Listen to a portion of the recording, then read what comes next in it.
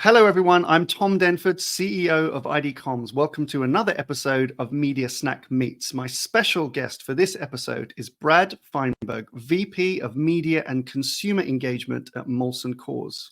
Hey, guys. Hello, gentlemen. Where are you? There you are. Welcome to Media Snack Meets, where we get to meet the individuals and organizations doing great work to inspire success and drive change through the global media and marketing industry.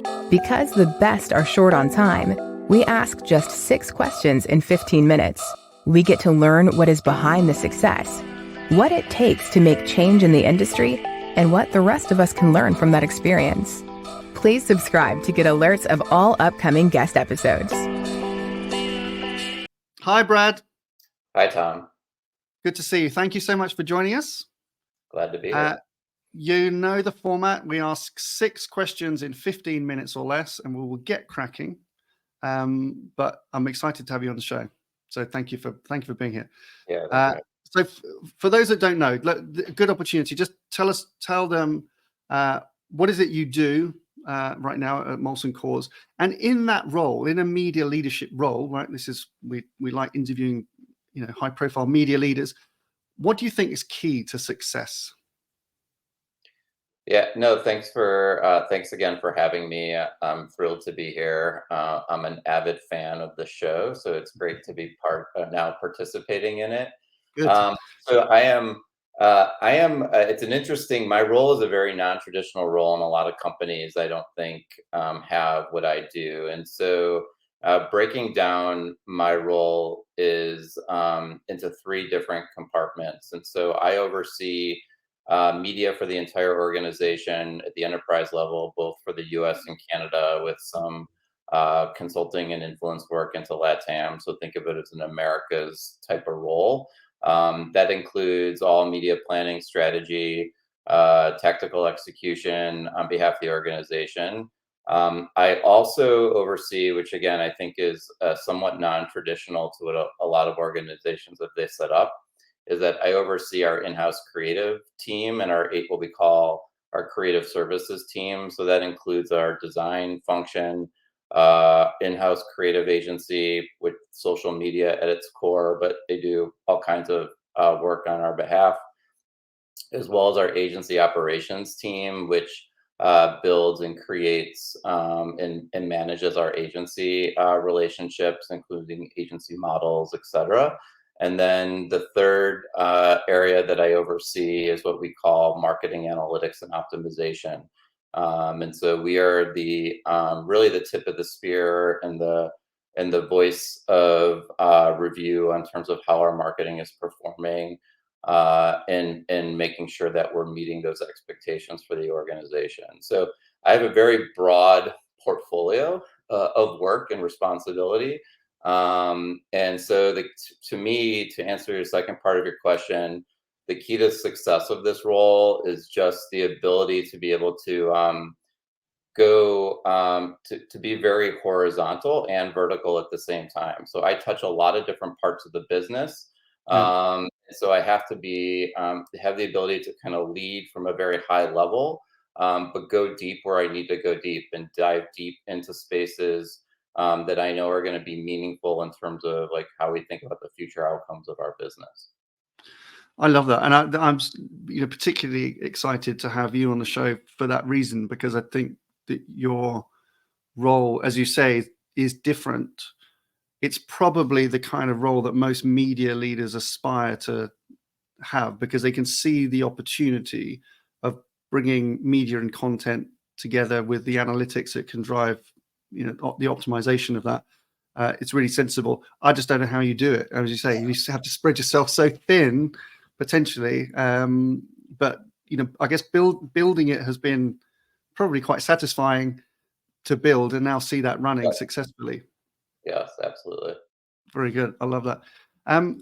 Which might lead us on to nicely to the next question. So,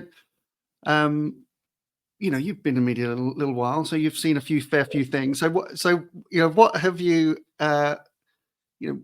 what's the best thing been about media, particularly for you, and across your career? Share something that you've been most proud of that you've done. I feel like, and I thought about this as and I really reflect back on my career. It's the ability to adapt to constant change, and so, and you look at what's going on in the world of media today, and just in marketing in general. I've had the fortune in being in roles where I can like look for ways at which we can modernize our marketing capabilities, and so kind of goes back to kind of my current role.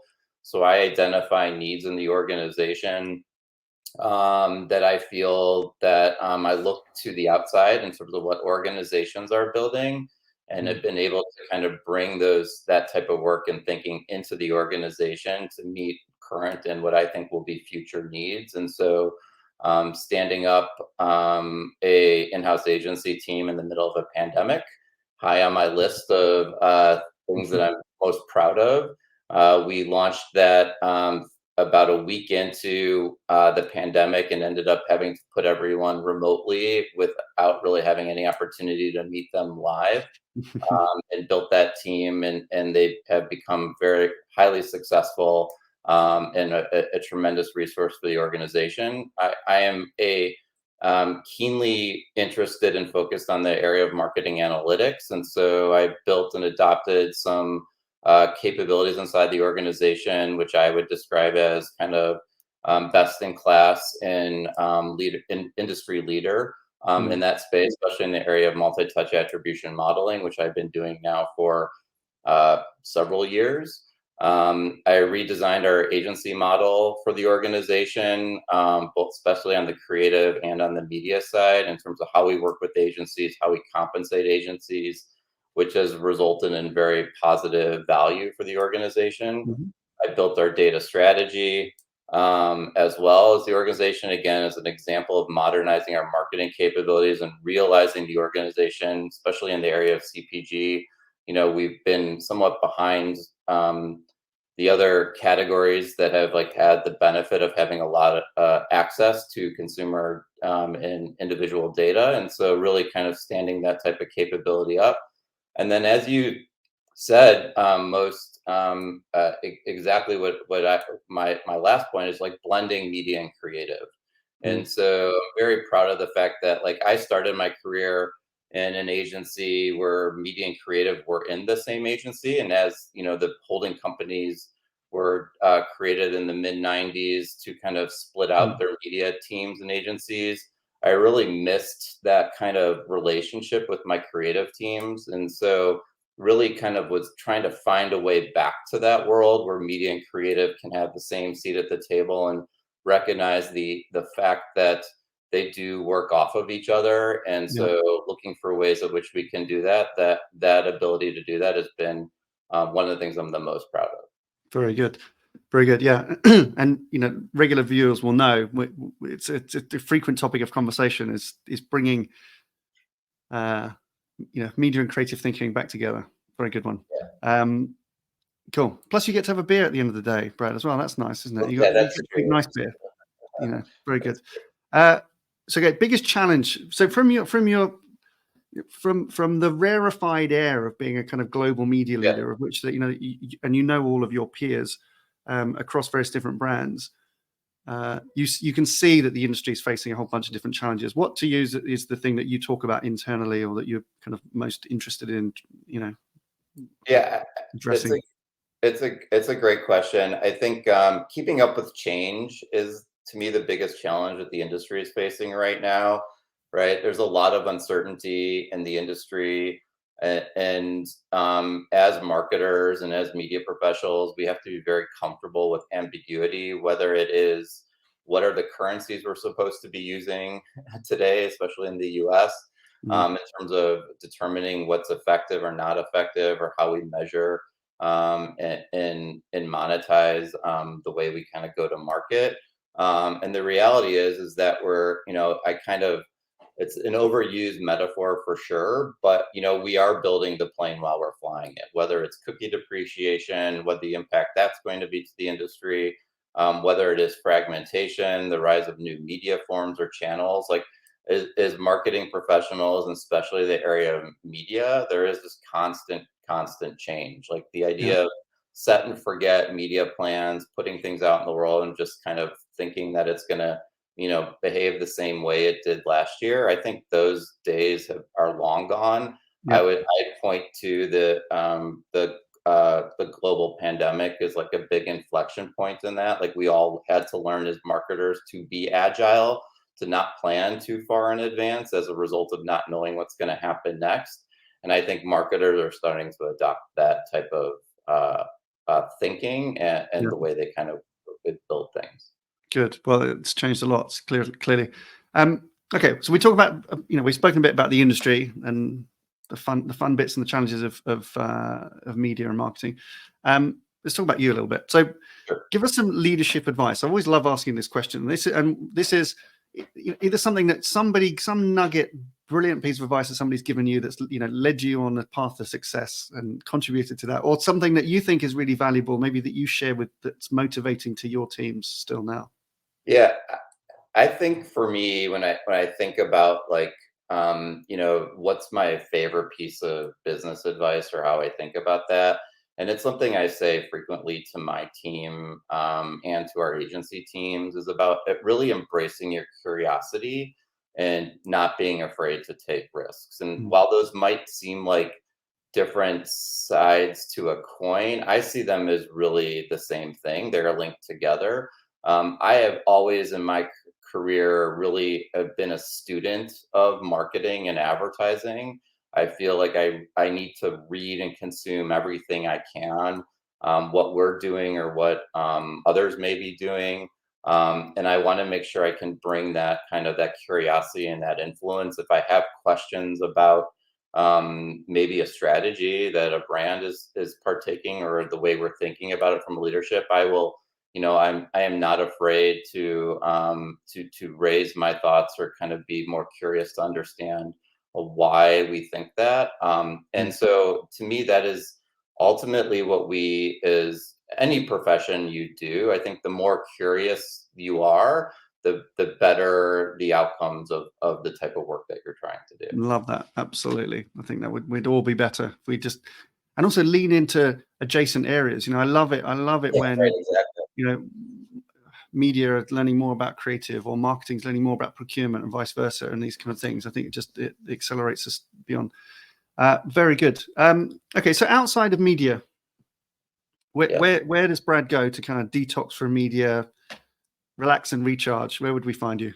Yeah, I mean, I have a lot of passion points. My family, I have a wife and 3 children that are all teenagers, so that they are obviously a big passion of mine.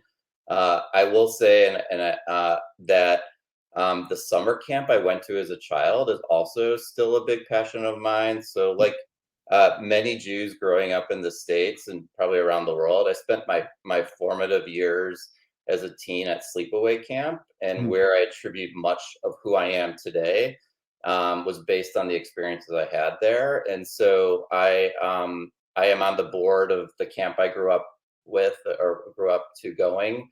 My kids all go to that camp, so I spend a lot of time there. Maybe it's not. I'm